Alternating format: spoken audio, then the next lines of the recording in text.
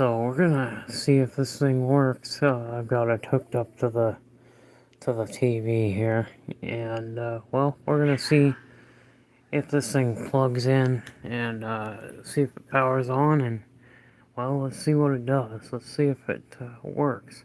This is the VCR that I got yesterday in the mail, and this is the Sony SL-HF780D is the model number, and it's a pretty neat machine. So if it works, great. If not, then we'll fix it. But I want to see what's going on with it. So this video is going to be about, okay, what's wrong with it? If there is anything wrong with it, what is wrong with it? So we're going to do that. We are going to test this thing out. So I've got the cord here. We're going to plug it in, the power strip. I'm going to turn my TV on. So there we go. Oh, I don't have power yet. Oh, I flipped the switch off, that's why. Okay. Hold on, I'm gonna plug this in. We'll flip on the switch. There we go. We have power. We can turn the TV on. Alright. So we got the audio video jacks connected to the back just in case it does work. And okay, hey, we have power. We have a clock display, so that is a good sign.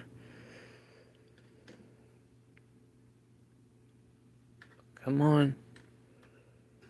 What the? Oh, this might be oh, has this got a power supply problem? It won't turn on.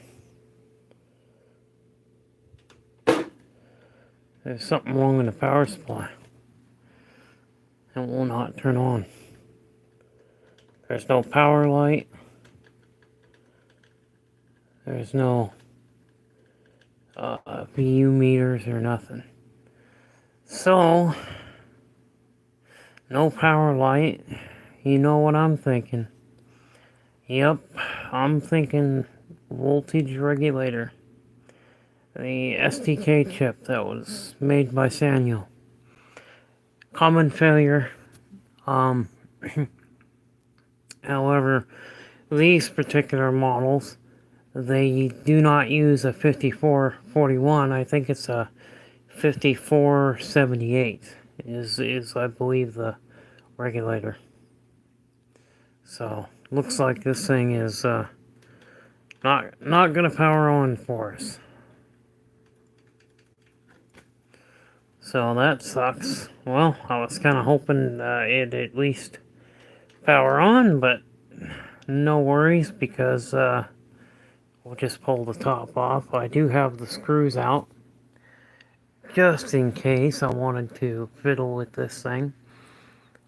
This video is basically just seeing if it works and what's wrong with it if it doesn't work.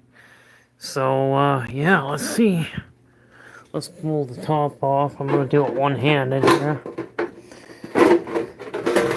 Okay, let's put the top over here for now. Yeah, so the regulator is going to be down here somewhere. This is the little cover that goes over the power supply.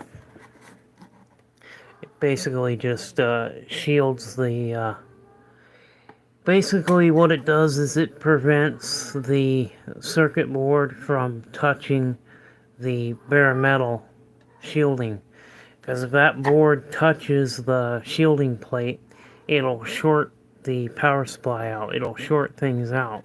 So Sony put this there to keep that from happening.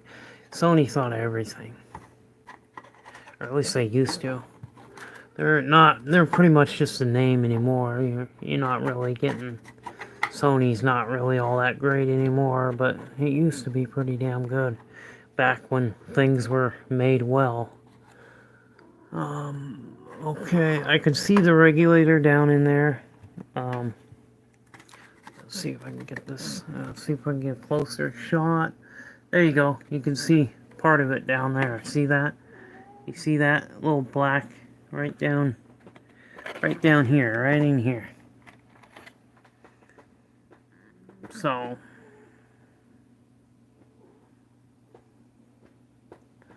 there we go, guys. So, we know this thing has a regulator issue. So, I'm going to have to go online and see if I can source a voltage regulator. Oh, let's see. Can we get this shielding plate out? There we go. Okay, regulator is right down in here. Right there. Right there. See that? Right down in there. There's the voltage regulator. You can see it right there by my finger. I don't know if you can because there's... I don't really have any way of getting a light down there. Let me see. Oh yeah, you know what? I have this handy little light. Here we go. Right down there, you can see the regulator right there. See it? That little black chip that runs all the way across. It's probably an SDK5478, I believe, is this one. The other ones, like say 711B2 chassis, use the 5441, and but this one, I believe, is a 5478. So that is going to be our issue right down in there. And you know what? I also see some of those really shitty Elna capacitors. I see one Elna capacitor that I will change because anytime I come across Elna capacitors, they were shit capacitors, and they still are. And I will not buy Elna caps. Even the newer Elna caps, I will not buy them. They're shit. So basically, I'm gonna have to source a regulator. Okay, yes, yep, 5478. I was oh no, it's a 54. Yeah, yep, 5478. STK 5478. And you know something, guys? I think I might have one of those. So it's definitely not going to do anything, right? Because it's not powering on. So yeah, we'll have to do a little bit of detective work and get in there, dig into the power supply, take that apart, and get the there we go. Let's get that shield back on there. We're gonna have to get that regulator replaced, and I think I have one in another machine, so I can definitely source one, and then we can go from there. But it doesn't look like we're gonna be able to do a whole lot with it until we get that done. So, unfortunately, I don't think this one's going to be working anytime soon, is it?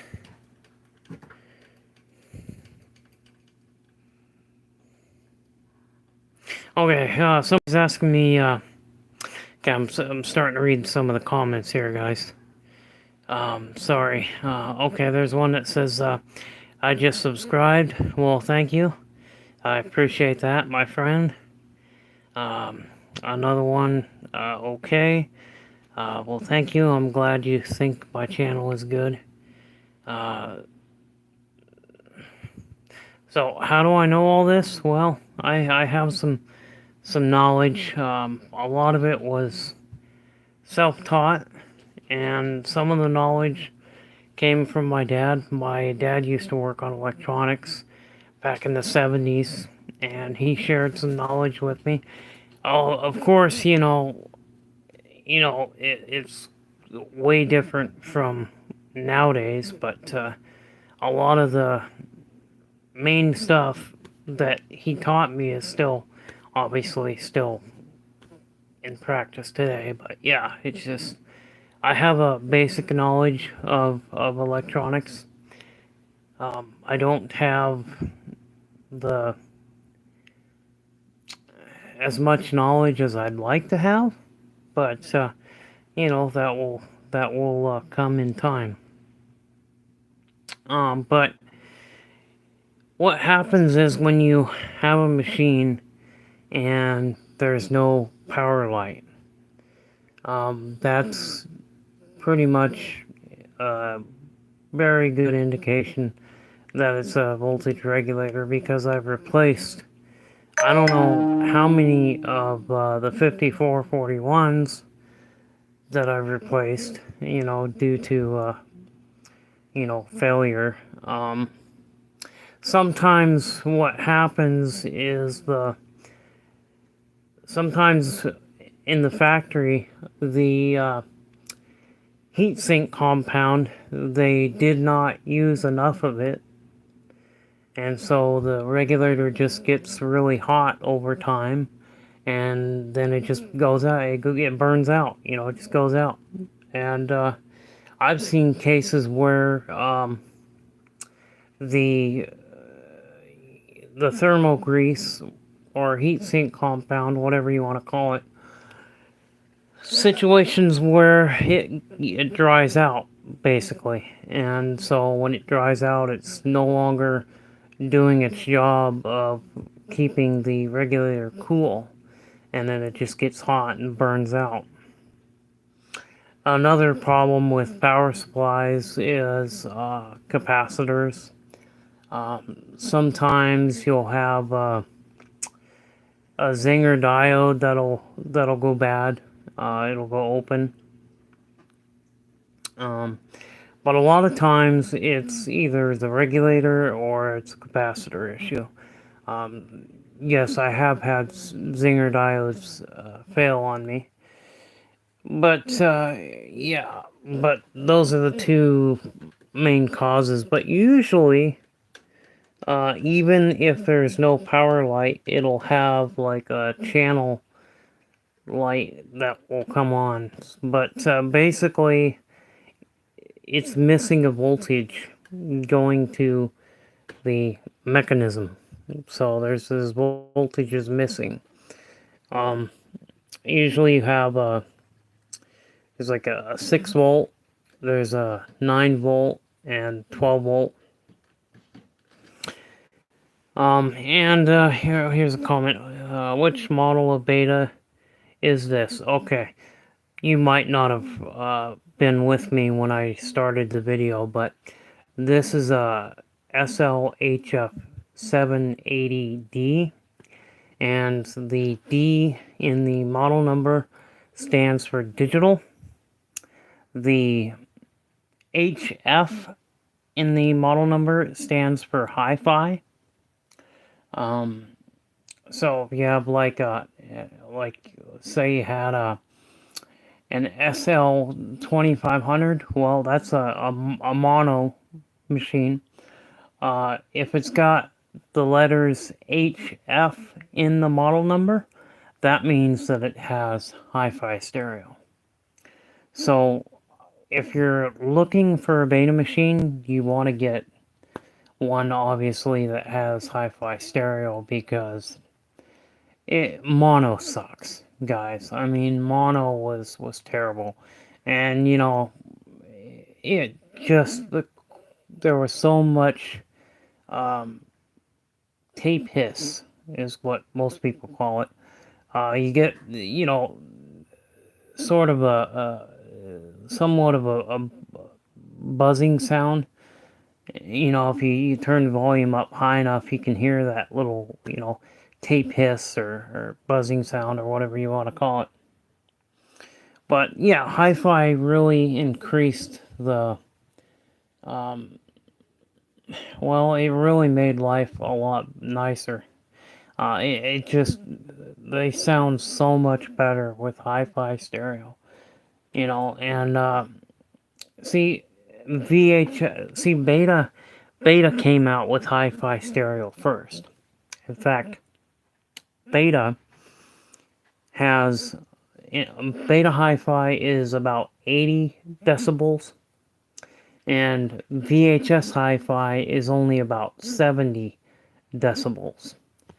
So now, one of the reasons why Beta had a better picture is because the tape speed was faster.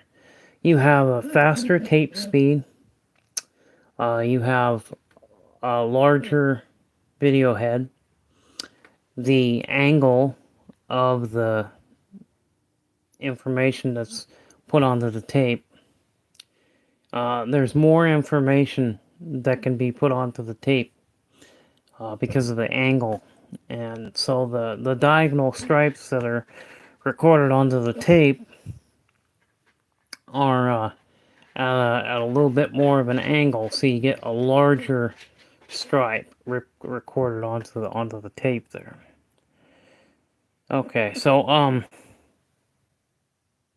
I'll probably butcher the name, but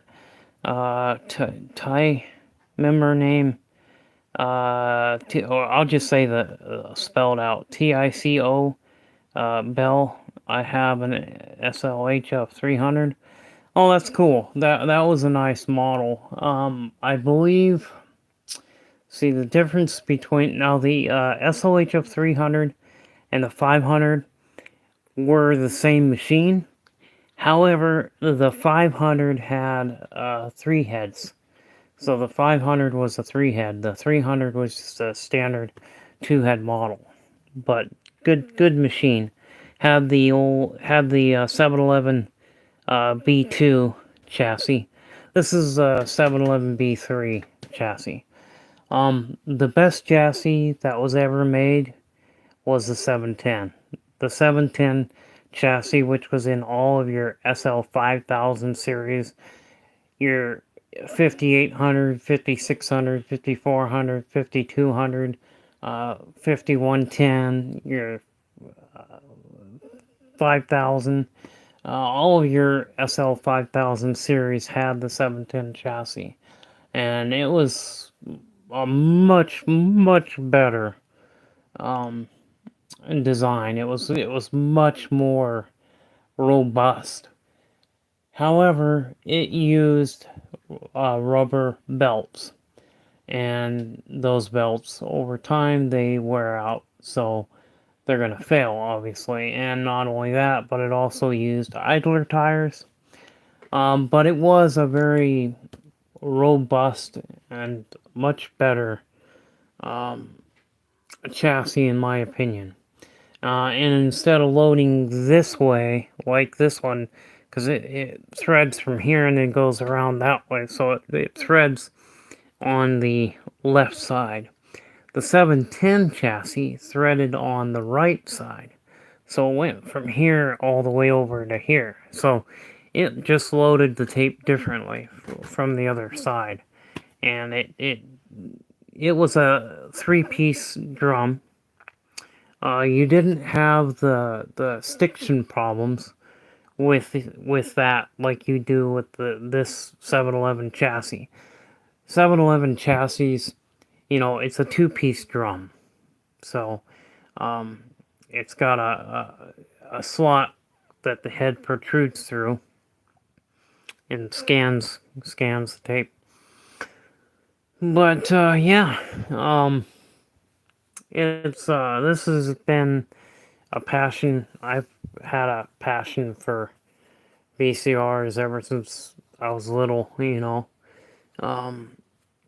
My passion started way back in the late 80s and early 90s, all the way up mid 90s, and then my teenage years I kind of got out of it and got out of VCRs, and they weren't as interested to me as they used to be, and kind of got into computers, and I used to build computers and I repaired computers for people, and then I started getting back into VCRs, and I started getting into mainly Beta. I always, when I was growing up, there was two formats.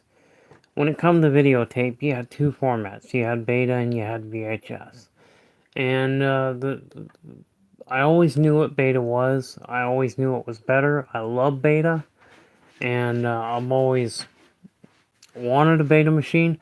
Of course, back then there was no internet, there was no eBay, so you really I didn't know how to get a hold of one, and then later on in life, when the internet came out, and when we could afford the internet, then eBay came out, and I was able to start buying machines and playing with them and learning about them and all kinds of stuff. So yeah, it was fun. It's a fun hobby. It's still a hobby that I enjoy. So yeah, I love working on these old betas, and it's just they they were never designed to last this long. I don't think Sony ever thought that they were going to last 40, 50 years. These things were built like a brick shithouse. They were built like tanks. They were made in Japan. Okay, people don't want these shitty modern Chinese made piece of shit VCRs. You want a VCR that was made in Japan, because Japanese have pride in what they do. They do a good job. They are fantastic. They make fantastic electronics. They make good vehicles. Toyota. They make one hell of a car. Um, it just anyway. But yeah, I don't like those Chinese Funai made pieces of crap. Funai used to be a good company when it was making stuff in Japan, but so you only had a handful of people that made beta. Sony, Sanyo, Toshiba, NEC, and I swear there's a fifth one, but I can't remember. I cannot think of that fifth one, but I know I could have swore there was a fifth company. Anyway, I don't know, guys. But, yeah, so, hey, we're not really gonna be able to do much, are we? So, no power, so no go, I guess, you know, well, at least we know what's wrong with it, and, we can, work on it. So, probably next weekend, I'll start working on this thing and getting this thing going and getting it working, so we can, but yeah, I'm pretty confident that it's going to be a voltage regulator problem. And but yeah, that's why the seller sold this to me, because that's why he said it was untested. Well, it wasn't untested.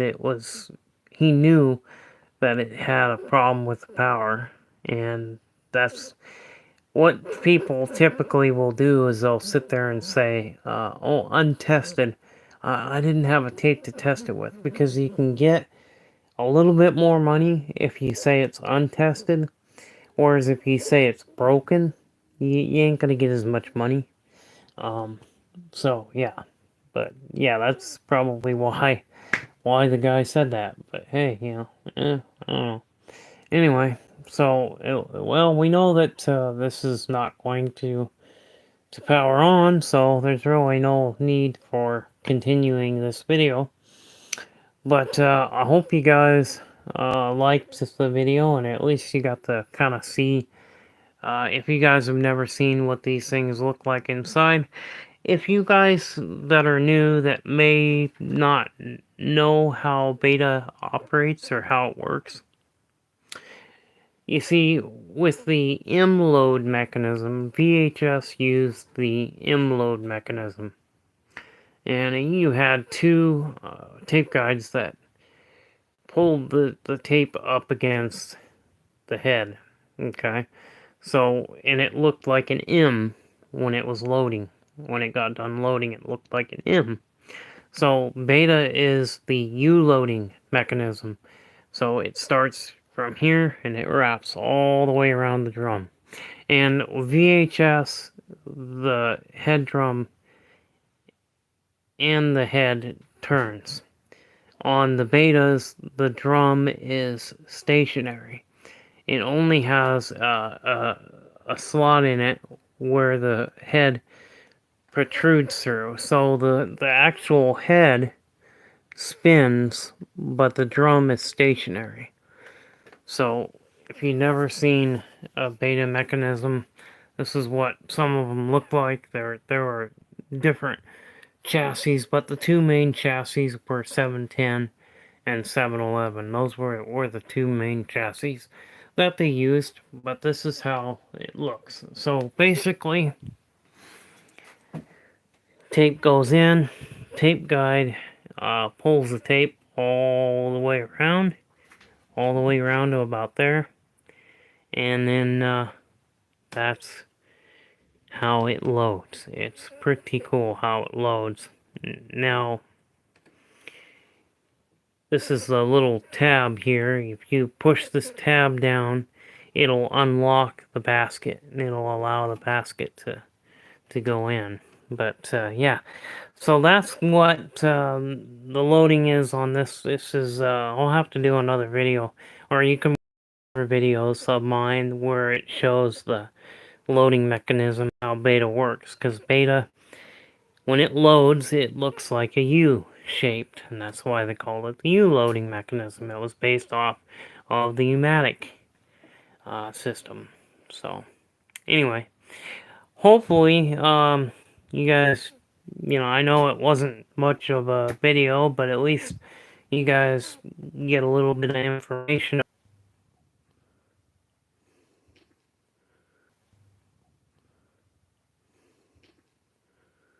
Yeah, sorry about that, guys. Anyway, but I've got an SL-2700 up there.